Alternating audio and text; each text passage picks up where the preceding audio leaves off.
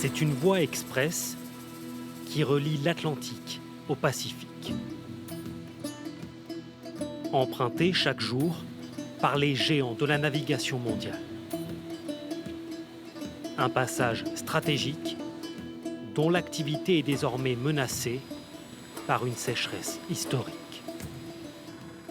L'écluse de Miraflores ouvre les portes de l'océan et pour y marcher, mieux vaut ne pas avoir le vertige. Ces immenses bassins, à chaque passage d'un navire, se remplissent de 200 millions de litres d'eau, soit la consommation quotidienne d'une ville comme Paris. Et l'eau, ces derniers mois, est venue à manquer.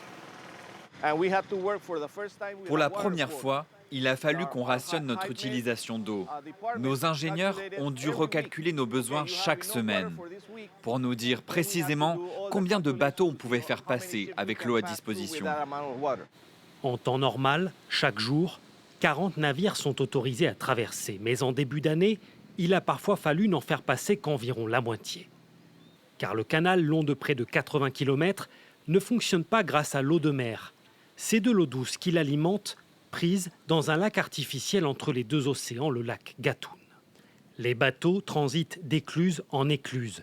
Mais si le niveau du lac descend trop bas, les plus gros navires risquent de ne plus pouvoir traverser.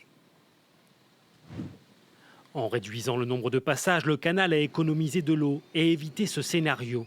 Mais dans la tour de contrôle, on a l'œil rivé sur les compteurs, car cette décision a eu un impact sur le chiffre d'affaires. Les plus gros navires payent un droit de passage qui frôle le million d'euros. On a perdu entre 140 et 150 bateaux par mois, ce qui s'est traduit par une perte de revenus pour le canal et pour les habitants du Panama. C'était un coup dur. Résultat, au pic de la crise, des dizaines de bateaux ont dû patienter des jours aux deux entrées du canal. Un embouteillage très coûteux qui a obligé certains navires à contourner l'Amérique du Sud et entraîné des retards importants dans la livraison des marchandises. Pour comprendre la gravité de cette sécheresse, nous embarquons avec les hydrologues du canal. Il y a plus d'un siècle, le lac Gatun était une forêt qui a depuis été inondée pour permettre le passage des bateaux. Mais ces derniers mois ont vu la réapparition de ces vestiges du passé. Ces troncs d'arbres, on ne devrait pas les voir. Cela montre à quel point le niveau est bas cette année. Les pluies n'ont pas été suffisamment abondantes ces derniers mois pour recharger le lac. L'eau a baissé de plusieurs mètres, laissant derrière elle ses rives dégarnies.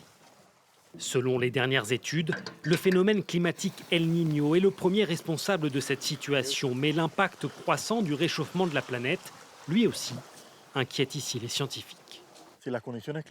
Si ces conditions climatiques continuent, on manquera d'eau à coup sûr. C'est pour ça qu'on réfléchit à trouver d'autres bassins d'eau douce pour compléter. Car l'eau, c'est le carburant du canal de Panama.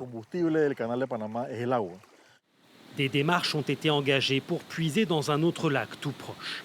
Le canal espère un retour à la normale l'an prochain si les précipitations sont à la hauteur des espérances.